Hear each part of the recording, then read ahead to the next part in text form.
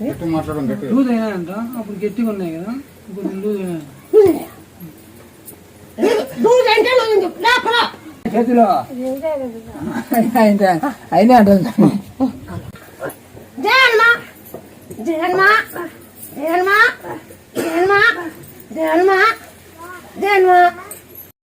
బెల్లము, జీలకర్ర, ఉప్పు, తేనె అన్ని దంచి 11 రోజులు పుల్ల పెట్టి వాటర్తో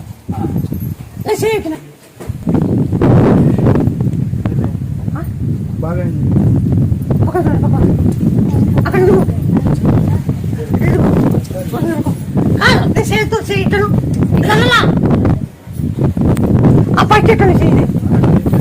ఇది పట్టేటున్నా ఇప్పుడు ఆతంగా